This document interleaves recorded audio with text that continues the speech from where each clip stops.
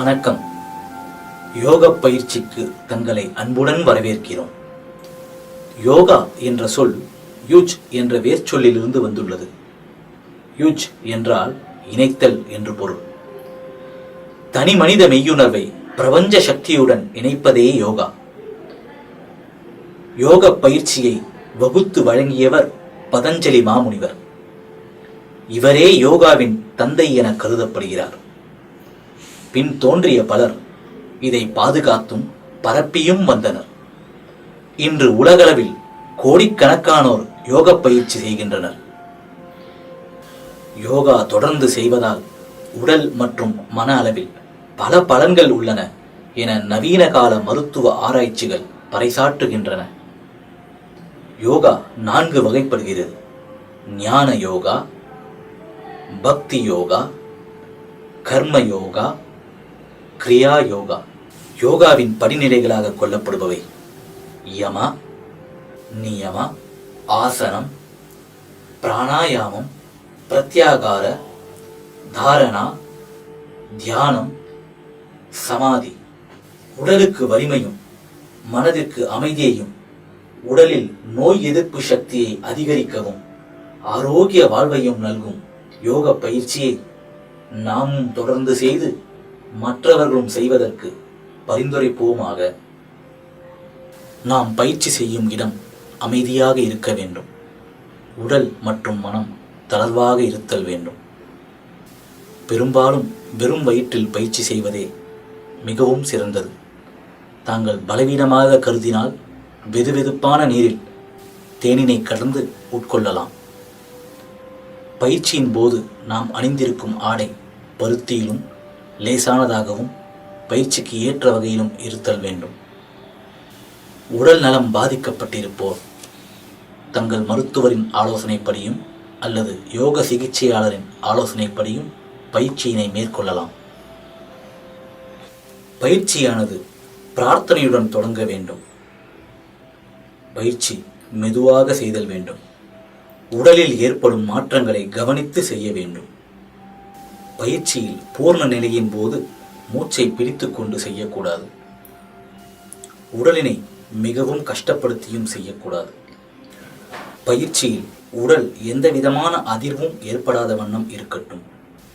பயிற்சி முடிந்த பிறகு 20 அல்லது 30 நிமிடம் கழித்தே உணவு உண்ணுதல், குளித்தல் போன்ற செயல்களை செய்யலாம்.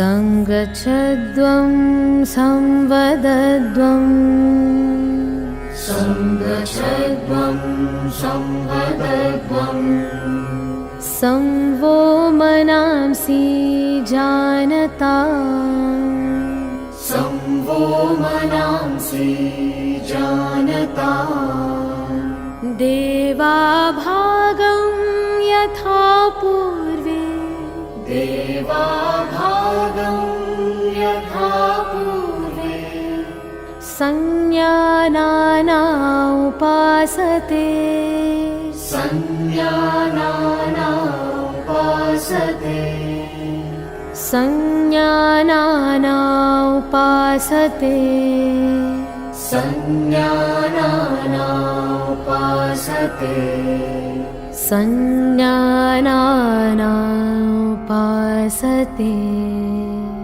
संज्ञानाना उपासते.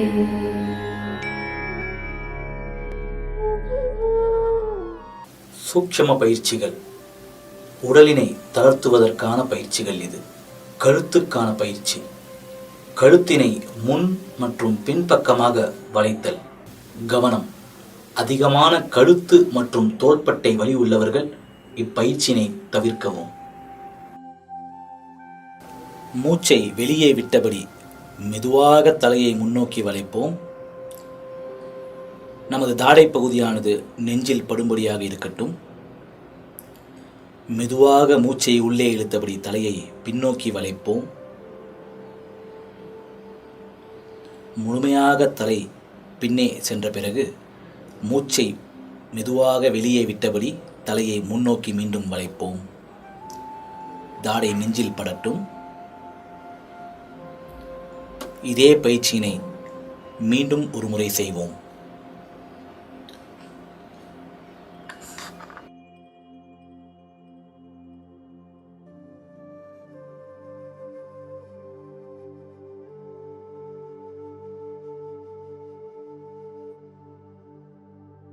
கழுத்தினை இடது மற்றும் வலது பக்கமாக சாய்த்தல். கவனம்: அதிகமான கழுத்து மற்றும் தோள்பட்டை வலி உள்ளவர்கள் இந்த பயிற்சியை தவிர்க்கவும். மூச்சை வெளியே விட்டபடி தலையை வலதுபுறமாக சாய்ப்போம். நமது காது பகுதியானது தோலுக்கு அருகில் வரும்படி முழுவதுமாக சாய்ப்போம். மூச்சை இழுத்துக்கொண்டே தலையை நேராக கொண்டு வருவோம். இதேபோல் இடது பக்கம் மூச்சை வெளியே விட்டபடி தலையை சாய்த்து காது பகுதி தோள்பட்டை அருகே வரட்டும். மீண்டும் மூச்சை விட்டுக்கொண்டே தலை நேராக வரட்டும். இதே பயிற்சியினை மீண்டும் ஒரு முறை செய்வோம்.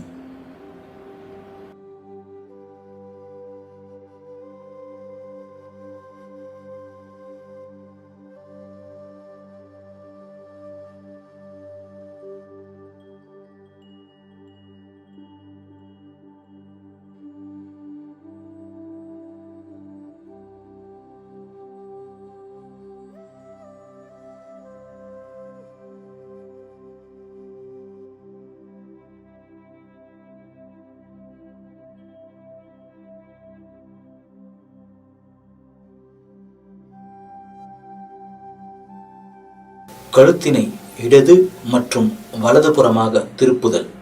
கவனம்: கழுத்துக்கு அதிகமான அதிர்வும் அழுத்தமும் தர வேண்டாம்.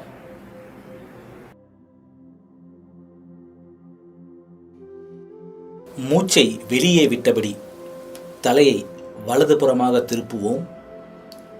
நமது தாடை பகுதியானது தோலுக்கு சமமாக வந்துவிடும்படி முழுவதுமாக திருப்புவோம். மூச்சை உள்ளே இழுத்தபடி தலையை மீண்டும் நேராக கொண்டு வருவோம்.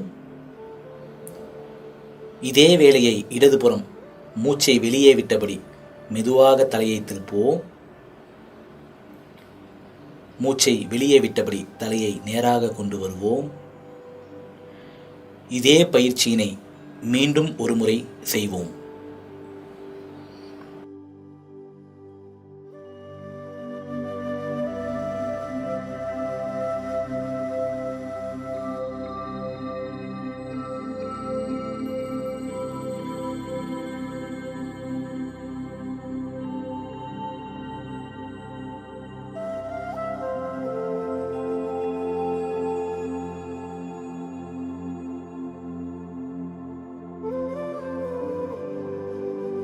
கழுத்தினை சுழற்றுதல்.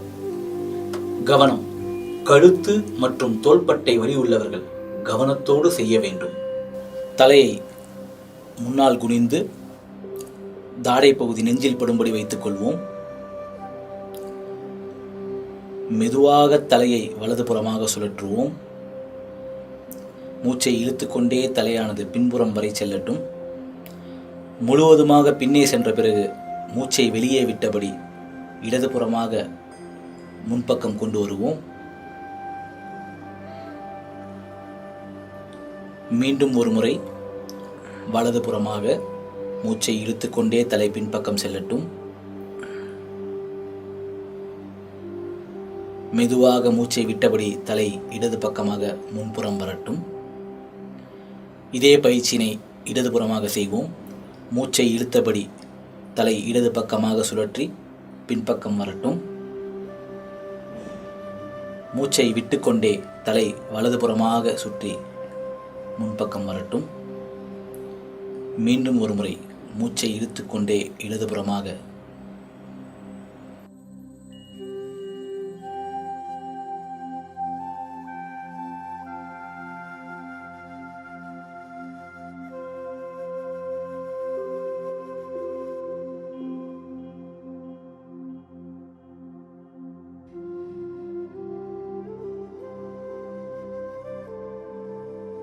முதுகுத்தண்டினை முறுக்குவதற்கான பயிற்சி.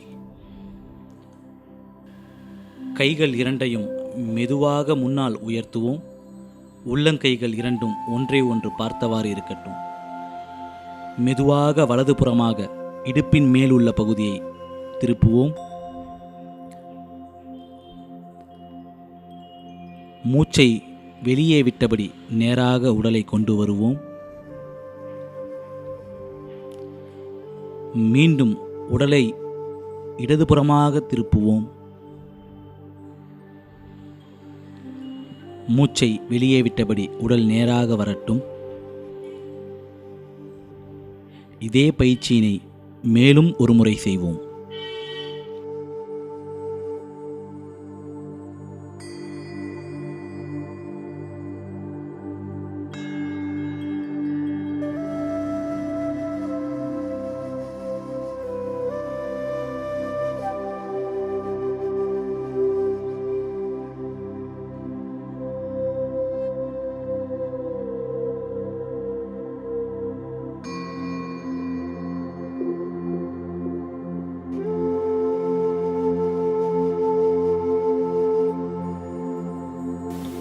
தோள்பட்டை மற்றும் புஜத்திற்கான பயிற்சி.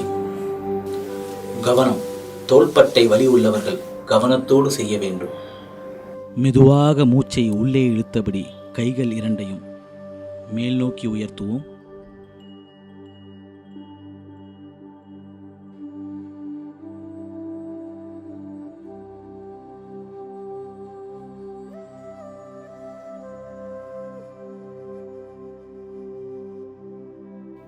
இரண்டு கைகளும் பூமிக்கு செங்குத்தாக வந்த பிறகு மூச்சை வெளியே விட்டபடி மெதுவாக கைகளை கீழே இறக்குவோம்.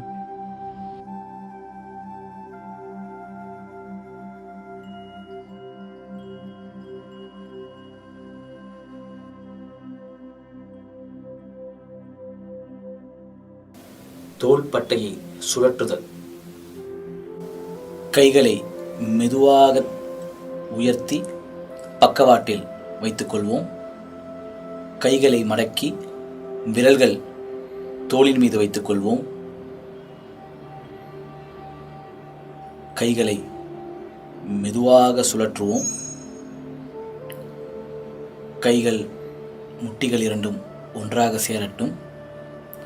பிறகு மீண்டும் பிரிந்து ஒரு முழு வட்ட வடிவில் சுற்றட்டும்.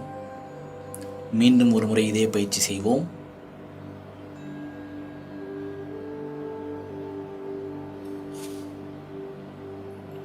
இதேபோல் எதிர்ப்புறமாக மெதுவாக மூச்சை இழுத்துக்கொண்டே கைகள் சுற்றி வரட்டும்.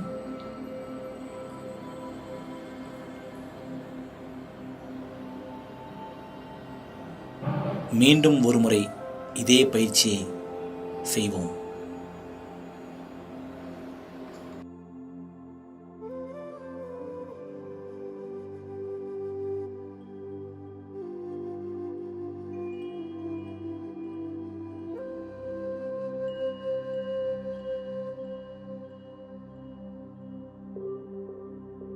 கால் முட்டிக்கான பயிற்சி.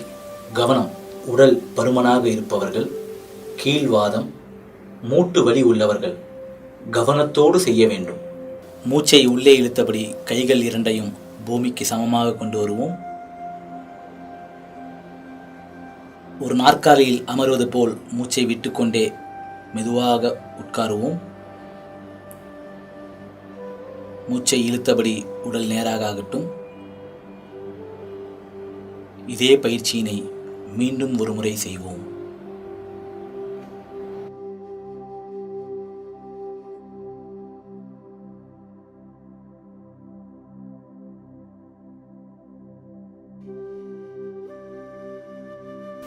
யோகாசனம், நின்ற நிலை ஆசனங்கள்.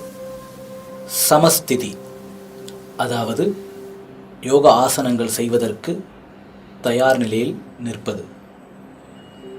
உடல் நேராக இருக்கட்டும்.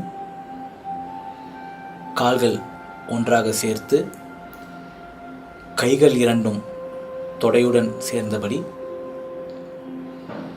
தோள்கள் நிமிர்ந்து விரிந்தபடி, தலை நேராக, சுவாசம் சாதாரணமாக இருக்கட்டும். உடல் முழுவதும் இறுக்கம் இருந்தாலும் அதை முகத்தில் காட்டாதபடி நேராக நிற்போம். தாடாசனம், பனைமரம் போன்றதொரு நிலை. கவனம், கீழ்வாதம், நரம்பு சுற்று, தலை சுற்றல் போன்ற பிரச்சனை உள்ளவர்கள் குதிகாலை தூக்காமல் செய்யவும்.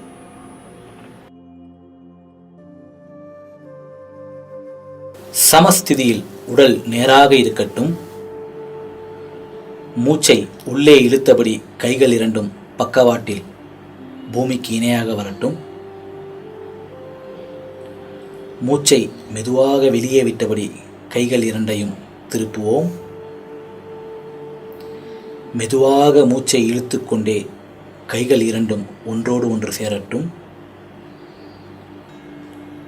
கை விரல்களை பின்னிக்கொண்டு உள்ளங்கைகள் மேலே பார்த்தபடி திருப்புவோம். குதிகால்களை உயர்த்தியபடி உடல் முழுவதும் மேல் நோக்கி இழுக்கப்பட்டிருக்கட்டும்.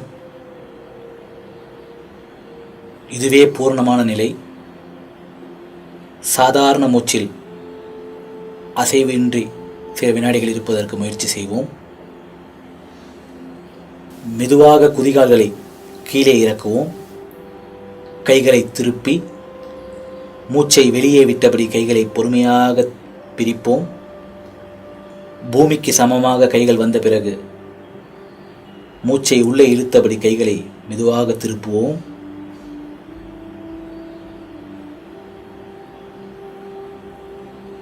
மூச்சை வெளியே விட்டபடி கைகளை கீழே இறக்கி சமஸ்திதிக்கு வருவோம். விருக்ஷாசனம். விருக்ஷ என்றால் மரம். பூர்ண நிலை மரத்தை போன்று இருப்பதால் இதற்கு விருக்ஷாசனம் என்று பெயர். கவனம், கீழ்வாதம், நரம்பு சுற்று, தலைச்சுற்றல், உடல் பருமன் உள்ளவர்கள் இந்த ஆசனத்தை தவிர்க்கவும். சமஸ்திதியிலிருந்து வலது காலினை மடித்து உள்ளங்கால்கள் இடது தொடையில் படும்படி வைப்போம். குதிகால்களை எவ்வளவு மேலே உயர்த்த முடியுமோ அவ்வளவு தூரம் உயர்த்தி கைகள் இரண்டையும் பக்கவாட்டில் மூச்சை இழுத்துக்கொண்டே பிரிப்போம். பூமிக்கு சமமாக வந்த பிறகு மூச்சை வெளியே விட்டபடி உள்ளங்கைகளை மேலே பார்த்து திருப்புவோம். மூச்சை உள்ளே இழுத்தபடி இரண்டு கைகளையும் ஒன்றாக சேர்ப்போம்.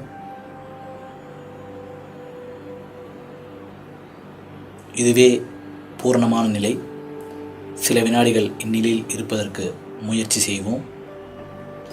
மூச்சை வெளியே விட்டபடி மெதுவாக கைகளை பிரிப்போம். கைகள் பூமிக்கு சமமாக வந்த பிறகு மூச்சை உள்ளே இழுத்தபடி மெதுவாக கைகளை திருப்புவோம். மூச்சை வெளியே விட்டுக்கொண்டே மெதுவாக கைகளை கீழே இறக்குவோம். கைகளின் உதவியுடன் காலை எடுத்து கீழே வைப்போம். சமஸ்திதியில்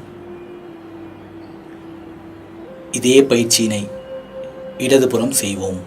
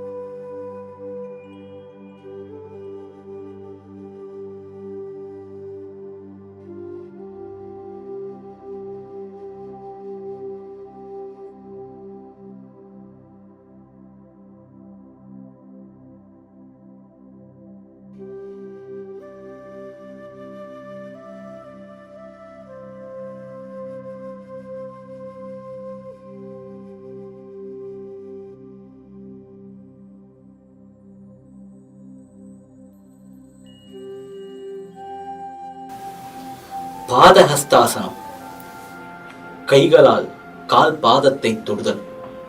இந்த ஆசனத்திற்கு உத்தானாசனம் என்ற பெயரும் உண்டு. கவனம்: இதய நோய், முதுகுத்தண்டில் வலி, கண்களில் பிரச்சனை உள்ளவர்கள் இந்த ஆசனத்தை தவிர்க்கவும். சமஸ்திதியில் இருந்தபடி கைகள் இரண்டையும் மேலே உயர்த்துவோம். மூச்சை உள்ளே இழுத்தபடி மெதுவாக கைகள் இரண்டும் மேல் நோக்கி செல்லட்டும். உள்ளங்கைகள் முன்னே பார்த்தபடி இருக்கட்டும். மெதுவாக மூச்சை வெளியே விட்டபடி உடல் முன்னே வளையட்டும்.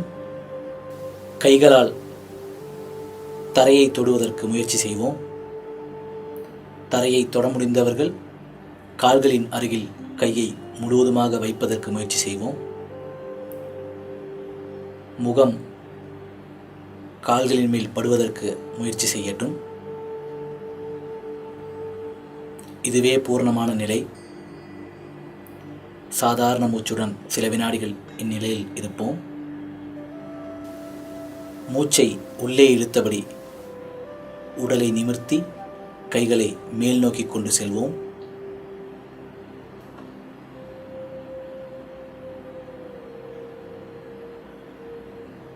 மூச்சை வெளியே விட்டபடி கைகள் இரண்டையும் மெதுவாக கீழே இறக்குவோம். மீண்டும் சமஸ்திதியில் ஓய்வு நிலை.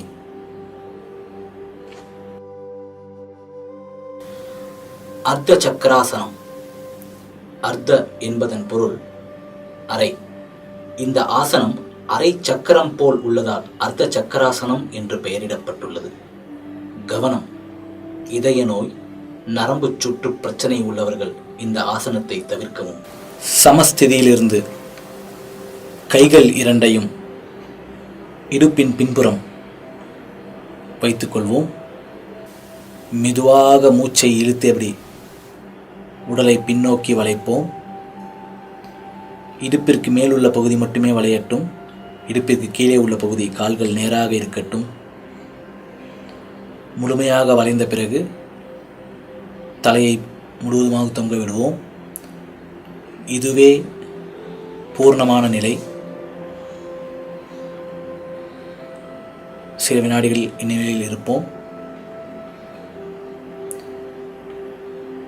மெதுவாக மூச்சை வெளியே விட்டபடி தலையை நேராக்கி உடலை நேராக கொண்டு வருவோம். கைகள் இரண்டையும் கீழே இறக்கி சமஸ்திதியில் ஓய்வு நிலை. திரிகோணாசனம். திரி என்பதன் பொருள் 3. இந்த ஆசனம் கால் பாதங்கள் மற்றும் கையின் விரல்கள் முக்கோணத்தை போன்று இருப்பதால் திரிகோணாசனம் என்று பெயர். கவனம்: முதுகுத்தண்டு தட்டில் பிரச்சனை உள்ளவர்கள், இடுப்பு வலி உள்ளவர்கள் மற்றும் அடிவயிறு அறுவை சிகிச்சை செய்தவர்கள் இந்த ஆசனத்தை தவிர்க்கவும். சமஸ்திதியில் இருந்தபடி கைகளையும் கால்களையும் பிரித்துக் கொள்வோம். கால்களுக்கு இடையில் 3 அடி இடைவெளி இருக்கட்டும்.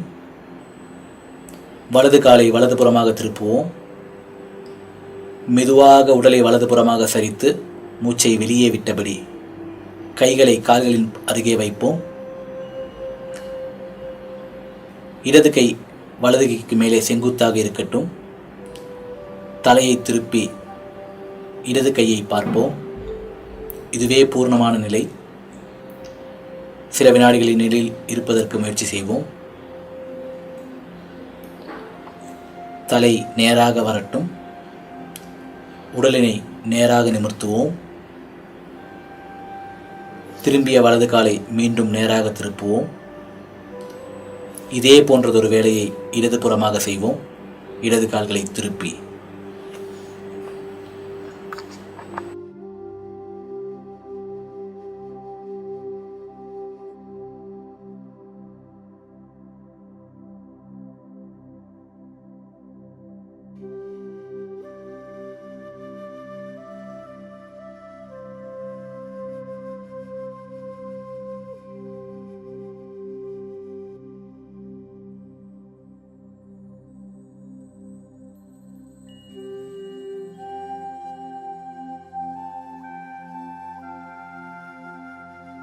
அமர்ந்த நிலை ஆசனங்கள். சமதள ஸ்திதியில் அமர்வோம். கால்கள் இரண்டையும் முன்னால் நீட்டுவோம். கைகள் இரண்டையும் இடுப்பின் பக்கத்தில் தரையில் வைத்தபடி கால் கட்டை விரல்கள் சேர்ந்திருக்கட்டும். தோள் விரிந்து உயர்ந்தும் இருக்கட்டும். தலை நேராக. சாதாரண மூச்சு.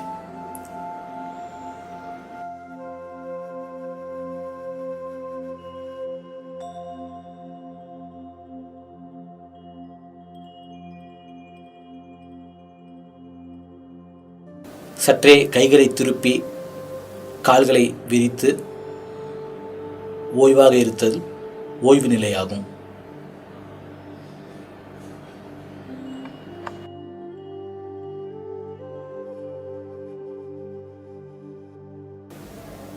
பத்ராசனம். பத்ரா என்றால் உறுதியானது அல்லது புனிதமானது என்று பொருள். கவனம். கீழ்வாதம், இடுப்பு வலி உள்ளவர்கள் இந்த ஆசனத்தை தவிர்க்கவும். சமஸ்திதியில் இருந்தபடி இரண்டு கால்களையும் மடித்து குதிகால்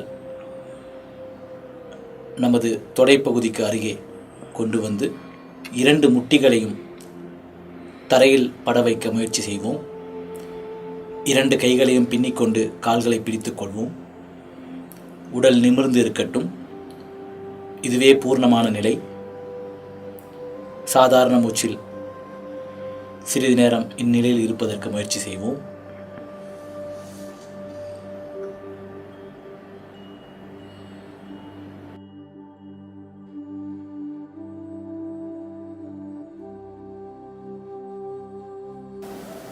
கைகளை எடுத்து கால்களை நேராக நீட்டுவோம்.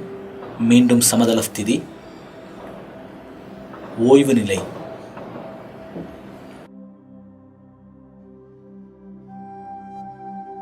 வஜ்ராசனம். இந்த ஆசனம் தியானம் செய்வதற்கு உகந்த நிலை ஆசனமாகும். கவனம். கால், முட்டி மற்றும் கணுக்காலில் வலி உள்ளவர்கள் இந்த ஆசனத்தை தவிர்க்கவும். சமதள ஸ்திதியிலிருந்து வலது காலை மடித்து நமது இடுப்பின் அடியே மடித்து வைப்போம். பிறகு இடது காலை மடித்து உள்ளே வைப்போம். இரண்டு கால்களின் கட்டை விரல் ஒன்றோடு ஒன்று சேர்ந்தபடி இருக்கட்டும். உடலானது நிமிர்ந்து இருக்கட்டும். இதுவே பூர்ணமான நிலை. சில வினாடிகள் இந்நிலையில் இருப்பதற்கு முயற்சி செய்வோம். அர்த்த உஷ்ட்ராசனம். உஷ்ட்ர என்பது ஒட்டகம். இந்த ஆசனத்தின் பூர்ண நிலை ஒட்டகத்தின் திமில் போல் இருக்கும். இது உஷ்ட்ராசனத்தின் ஆரம்ப நிலை ஆசனமாகும். சமதள ஸ்திதியிலிருந்து வஜ்ராசன் செய்தது போலவே வலது காலை மடித்து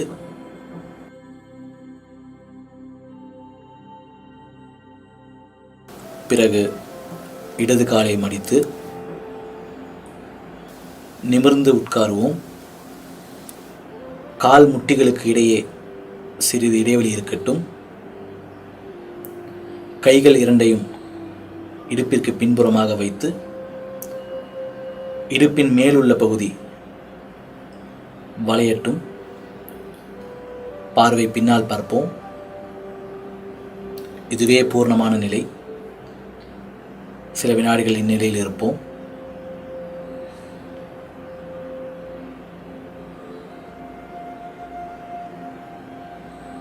தலை நேராக வரட்டும். உடல் முழுவதும் நேரான பிறகு கால்களின் மேல் அமர்ந்து கொள்வோம்.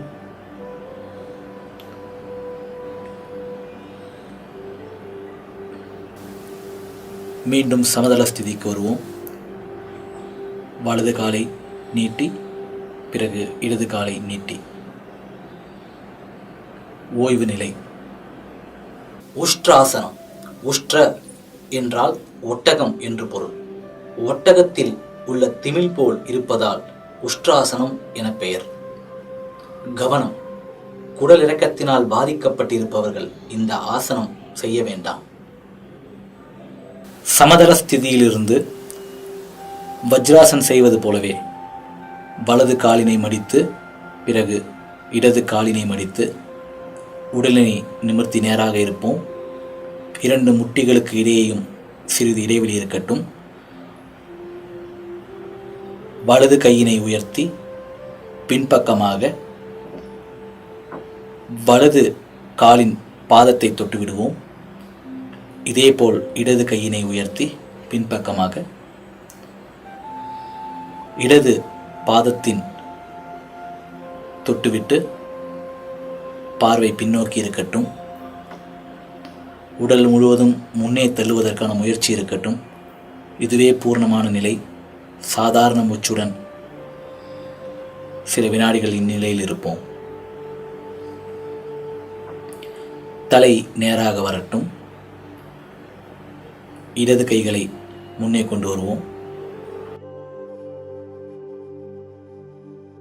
வலது கையினை முன்னே கொண்டு வந்து கால்களின் மேல் அமர்ந்து கொண்டு கால்களை நீட்டி மீண்டும் சமதள ஸ்திதிக்கு வருவோம். ஓய்வு நிலை. சசாங்காசனம். சசாங்க் என்றால் முயல். இந்த ஆசனத்தின் பூரண நிலை முயலை போன்று இருப்பதால் சசாங்காசனம் என்று பெயர். கவனம். முட்டியில் கீழ்வாதம் இருப்பவர்கள் இந்த ஆசனத்தை தவிர்க்கவும். சமதள ஸ்திதியிலிருந்து வஜ்ராசன் செய்வது போலவே வலது காலினை மடித்து பிறகு இடது காலினை மடித்து 2 கைகளையும் உயர்த்தி 2 முட்டிகளுக்கு இடையேயும் தேவையான இடைவெளி எடுத்துக்கொண்டு உடலினை முன்னோக்கி வளைப்போம். இடுப்பு பகுதி எக்காரணம் கொண்டும் காலை விட்டு விலகி வர வேண்டாம். இதுவே பூர்ணமான நிலை. சில வினாடிகள் இந்நிலையில் இருப்போம். கைகளை உயர்த்தி உடம்பினை நேராக கொண்டு வருவோம். கால்களை நேராக்கி சமதள ஸ்திதியில் ஓய்வு நிலை.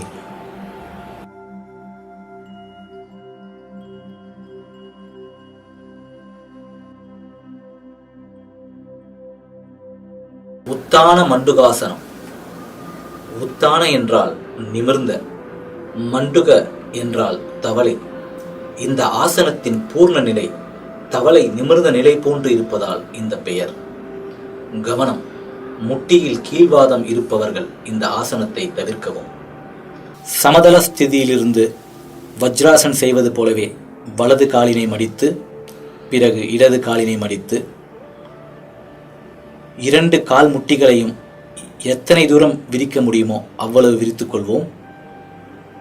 கைகள் 2ஐயும் மேலே உயர்த்தி உள்ளங்கைகள் முன்னே பார்த்தபடி இருக்கட்டும். வலது கையினை இடது தோள்பட்டையிலும் இடது கையினை வலது தோள்பட்டையிலும் வைத்து உடல் நிமிர்ந்து இருக்கட்டும். இதுவே பூர்ணமான நிலை. சில வினாடிகள் இந்நிலையில் இருப்பதற்கு முயற்சி செய்வோம்.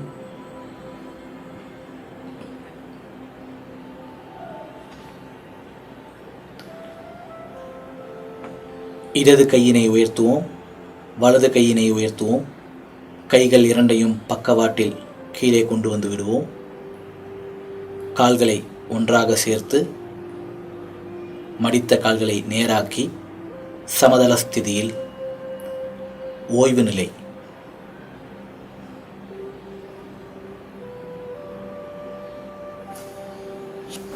வக்ராசனம். வக்ர என்றால் முறுக்குதல். இந்த ஆசனத்தில் முதுகுத்தண்டு முறுக்கப்பட்டு உடலில் புத்துணர்ச்சி ஏற்படுகிறது. கவனம். கடுமையான முதுகுவலி மற்றும் முதுகுத்தண்டில் பிரச்சனை உள்ளவர்கள் இந்த ஆசனத்தை தவிர்க்கவும். சமதள ஸ்திதியிலிருந்து வலது காலினை மடித்து கால் பாதம் இடது முட்டியின் அருகில் இருக்கும்படி பார்த்துக் கொள்வோம். இடது கையினை உயர்த்தி வலது காலை சுற்றி வலது பாதத்தின் அருகே கையை வைக்க முயற்சி செய்வோம். வலது கையின் உதவியுடன் முழுவதுமாக பின்னே திரும்பி பார்ப்பதற்கு முயற்சி செய்வோம். நமது தோள்பட்டை, கால் முட்டி, இடது கால் அனைத்தும் நேர்கோட்டில். இதுவே பூர்ணமான நிலை. இந்நிலையில் சிறிது நேரம் இருப்பதற்கு முயற்சி செய்வோம்.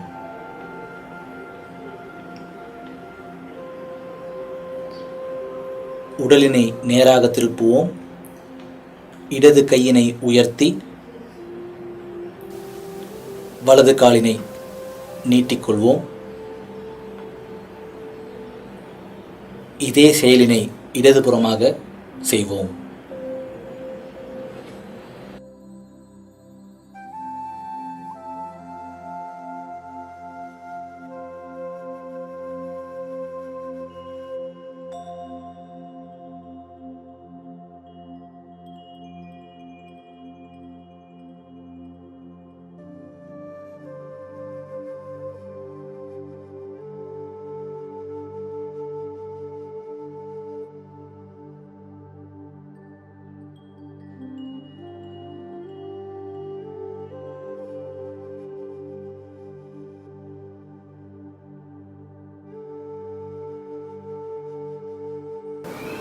படுத்த நிலை ஆசனங்கள்.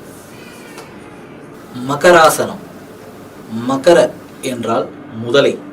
இந்த ஆசனத்தில் உடல் முதலை போல் இருப்பதால் இந்த பெயர். கவனம்: கர்ப்பிணி பெண்கள், தோள்பட்டையில் வலி உள்ளவர்கள் இந்த ஆசனத்தை தவிர்க்கவும். சமதள ஸ்திதியிலிருந்து கால்களை பின்னால் கொண்டு சென்று குப்புறப்படுத்த நிலைக்கு வருவோம். கைகள் இரண்டையும் பின்னி கைகளின் மேல் தாடையை வைத்துக் கொள்ளலாம். கால்கள் இரண்டையும் ஒரு அடி இடைவெளி இருக்கும்படி பிரித்து கொண்டு இரண்டு குதிகாலும் ஒன்றை ஒன்று பார்த்தபடி இருக்கட்டும். இதுவே பூர்ணமான நிலை, ஓய்வு நிலையும் கூட. இந்நிலையிலேயே சிறிது வினாடிகள் இருப்போம். புஜங்காசனம். புஜங் என்றால் நல்ல பாம்பு. இந்த ஆசனம் பாம்பு படம் எடுப்பது போல் இருப்பதால் புஜங்காசனம் என பெயர். கவனம்: குடலிறக்கம், வயிற்றுப்புண் உள்ளவர்கள் இந்த ஆசனத்தை பயிற்சி செய்ய வேண்டாம். மகராசன ஸ்திதியிலிருந்து கால்களை சேர்த்து கொண்டு கைகள் இரண்டையும் நமது நெஞ்சின் அருகே வைத்துக் கொள்வோம். தொப்புளுக்கு மேலுள்ள பகுதி உடலினை உயர்த்தி பார்வை முன்னால் பார்க்கட்டும். இதுவே பூர்ணமான நிலை. இந்நிலையில் சிறிது நேரம் இருப்பதற்கு முயற்சி செய்வோம். மெதுவாக உடலினை முன்னால் தளர்த்தி விடுவோம். மீண்டும் மகராசனம். சலபாசனம். சலபம் என்றால் வெட்டுக்கிளி. வெட்டுக்கிளி போன்ற நிலையில் இருப்பதால் இதற்கு இந்த பெயர். கவனம்: குடலிறக்கம், வயிற்றுப்புண், கீழ் முதுகுத்தண்டில் வலி, இதய நோய் உள்ளவர்கள் இந்த ஆசனத்தை பயிற்சி செய்ய வேண்டாம்.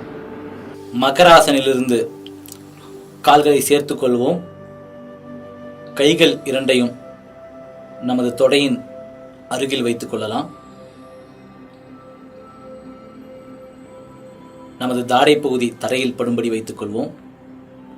இரண்டு கால்களையும் முட்டியை மடக்காமல் மேலே உயர்த்துவோம். இதுவே பூர்ணமான நிலை. சாதாரண மூச்சில் சிறிது நேரம் இருப்பதற்கு முயற்சி செய்வோம். மெதுவாக கால்கள் இரண்டையும் கீழே இறக்குவோம்.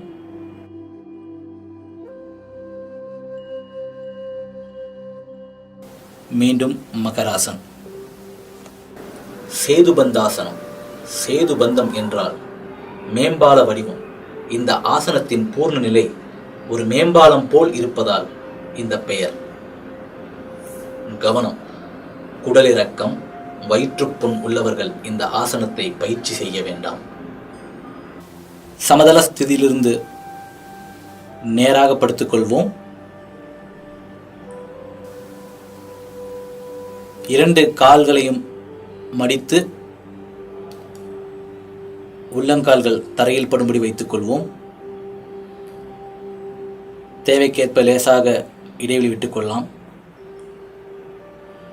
கைகளால் கணுக்கால்களை பிடித்துக் கொண்டு உடலினை மேல் நோக்கி எழுப்புவோம். தலை மற்றும் கழுத்து பகுதி தரையில் இருக்கட்டும். மற்ற பகுதி மேலே தள்ளப்பட்டு இதுவே பூர்ணமான நிலை. சாதாரண மூச்சுடன் சில வினாடிகள் இந்நிலையில் இருப்போம்.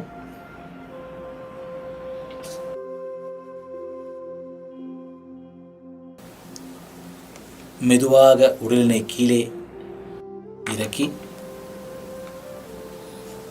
கால்களை நீட்டுவோம். ஓய்வு நிலை. உத்தான பாதாசனம். உத்தான என்பது மேலே தூக்குவது.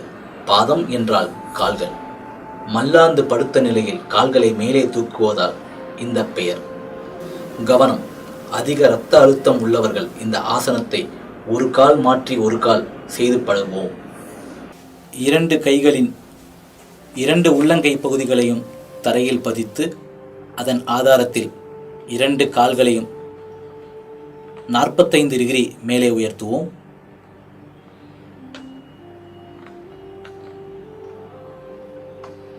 இதுவே பூர்ணமான நிலை. சாதாரண மூச்சுடன் இந்நிலையில் சிறிது நேரம் இருப்பதற்கு முயற்சி செய்வோம். மெதுவாக கால்களை கீழே இறக்குவோம். ஓய்வு நிலை.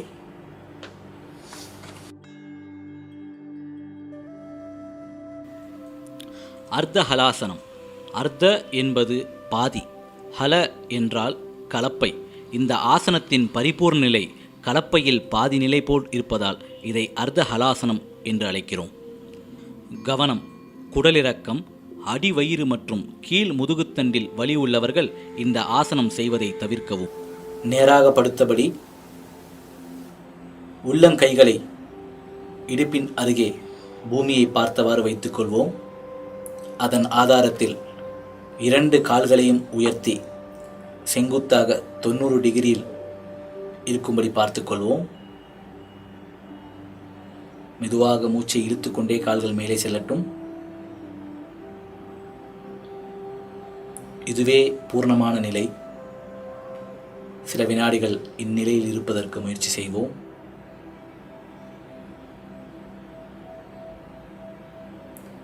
மூச்சை விட்டுக்கொண்டே மெதுவாக கால்களை கீழே இறக்குவோம்.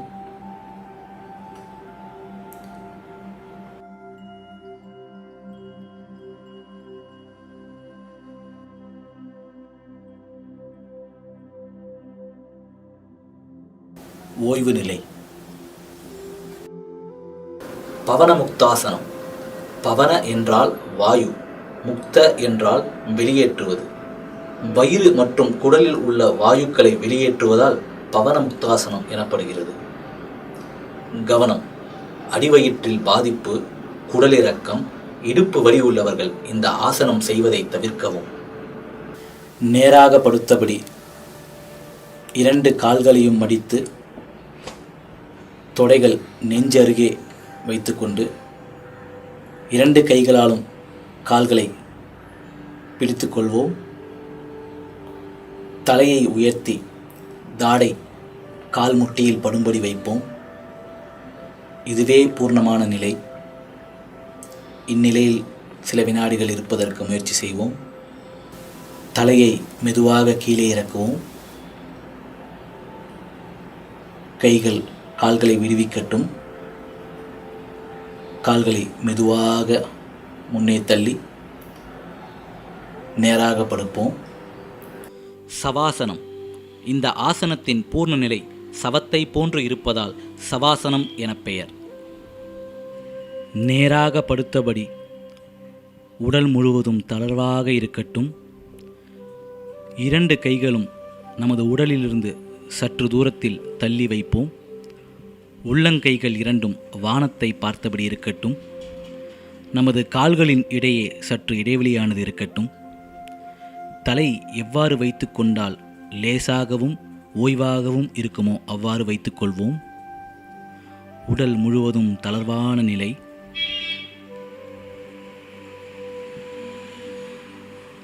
கவனம் முழுவதும் நமது சுவாசத்தின் மீது இருக்கட்டும். உடலில் எந்த பகுதியையும் அசைப்பதற்கு முற்பட வேண்டாம். ஓய்வான நிலை. பிராணாயாமம். கபாலபாதி. கபாலம் என்றால் மண்டை ஓடு, பாதி என்றால் பிரகாசம் அல்லது வெளிச்சம் தருவது. இதை பயிற்சி செய்வதால் உடலுக்கும் மனதிற்கும் ஆனந்தமயமான அமைதி ஏற்படும். கபாலபாதி செய்வதற்காக நிமிர்ந்து உட்காருவோம். கைகள் இரண்டும் சின்முத்ராவில் இருக்கட்டும்.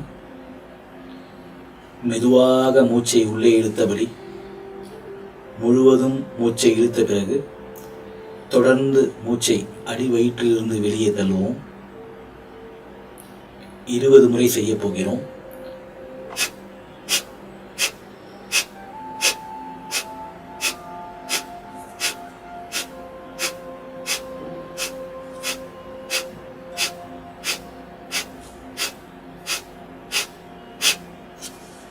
இது ஒரு சுற்று.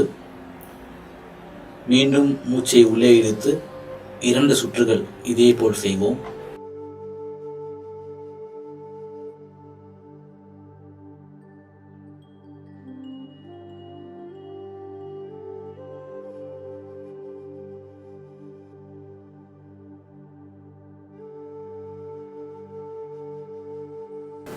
நாடி சுத்தி பிராணாயாமம். இந்த பிராணாயாமம் செய்யும் போது உடலில் உள்ள அனைத்து நாடிகளும் புத்துணர்வு பெறும். நாடி சுத்தி பிராணாயாமம் செய்வதற்கு உடலினை நேராக இருக்கும்படி அமர்ந்து கொள்வோம். நமது வலது கையின் கட்டை விரல், மோதிர விரல், சுண்டு விரல் இவற்றை பயன்படுத்தி செய்ய போகிறோம். கட்டை விரலை வலது நாசியின் மீது வைத்துக் கொள்வோம். இடது பக்கமாக மெதுவாக மூச்சை உள்ளே இழுப்போம். மோதிர விரல் மற்றும் சுண்டு விரலால் இடது நாசியை அடைத்து வலது நாசி வழியாக மூச்சை மெதுவாக வெளியே விடுவோம். மீண்டும் வலது நாசி மூலமாக மெதுவாக மூச்சை உள்ளே இழுப்போம். வலது நாசியை அடைத்து இடது நாசி வழியாக மெதுவாக மூச்சை வெளியே விடுவோம். இதேபோல் மேலும் 3 சுற்றுகள் செய்வோம்.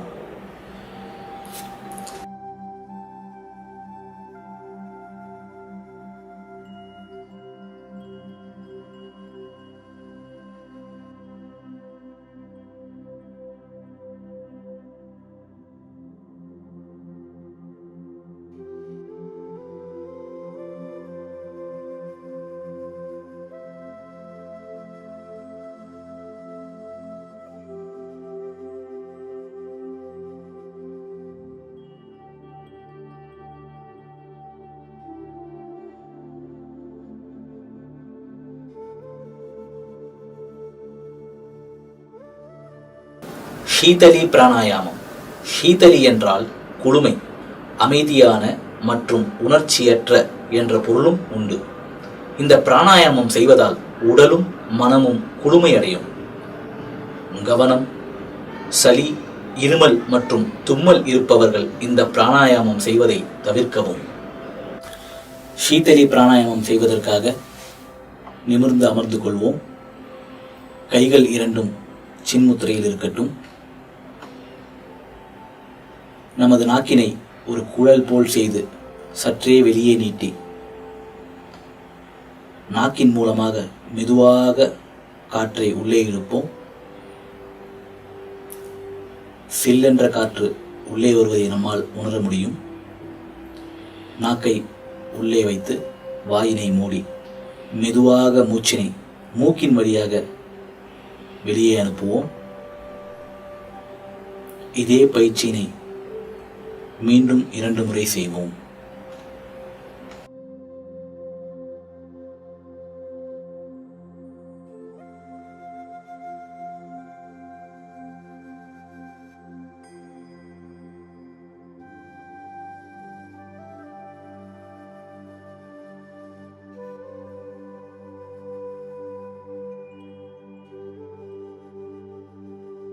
பிராமரி பிராணாயாமம். பிராமர என்றால் வண்டு. வண்டு ரீங்காரம் இடுவது போல் இந்த ஒலி இருப்பதனால் இதற்கு இந்த பெயர். பிராமரி பிராணாயாமம் செய்ய இருக்கிறோம். மூச்சை முழுவதுமாக உள்ளே இழுத்துக்கொள்வோம். 2 கைகளின் கட்டை விரலாலும் 2 செவிகளை அடைத்துக்கொள்வோம்.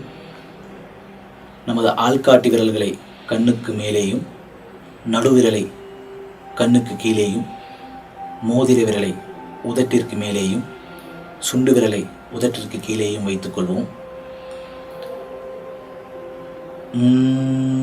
என்ற சத்தத்தின் மூலமாக மூச்சினை வெளியே விடுவோம். நமது நாக்கானது மேல் அன்னத்தை தொட்டு இருக்கட்டும்.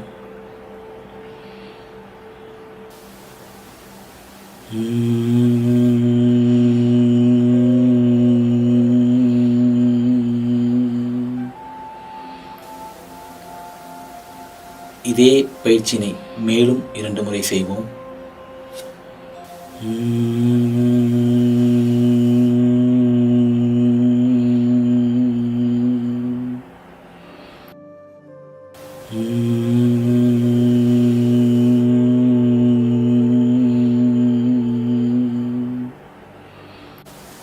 தியானம். நேராக நிமிர்ந்து அமர்ந்திருப்போம். கைகள் 2ம் சின்முத்திரையில் இருக்கட்டும். கண்கள் இதமாக மூடியிருக்கட்டும். நமது கவனத்தை 2 புருவங்களின் மத்தியில் நெத்தியில் வைப்போம். நமது மூச்சின் மேல் மட்டுமே நமது கவனமானது இருக்கட்டும். மிகவும் மெதுவாக மூச்சை உள்ளே இழுத்து மிக மிக மெதுவாக மூச்சை வெளியே விடுவோம். முழு கவனத்துடன் நமது கவனத்தை நமது நெத்திப்பொற்றியில் வைக்க முயற்சி செய்வோம்.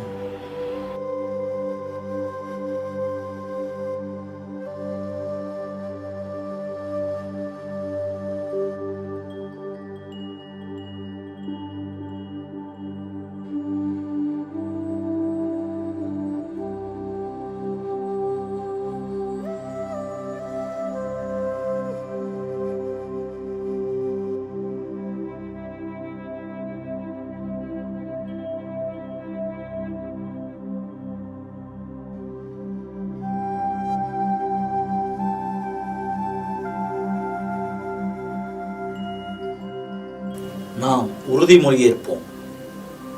நான் எப்போதும் சலனமற்ற மனநிலையில் இருப்பேன் என உறுதி கூறுகிறேன்.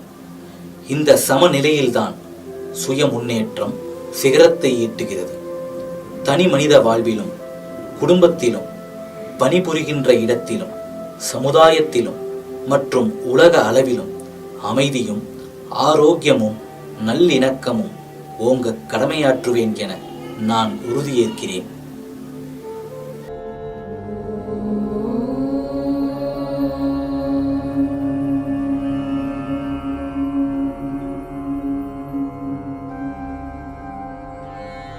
सर्वे भवन्तु सुखिनः, सर्वे सन्तु निरामयाः, सर्वे भद्राणि पश्यन्तु, मा कश्चित् दुःखभाग् भवेत्, मा कश्चित् दुःखभाग् भवेत्। ॐ शान्ति शान्ति शान्ति।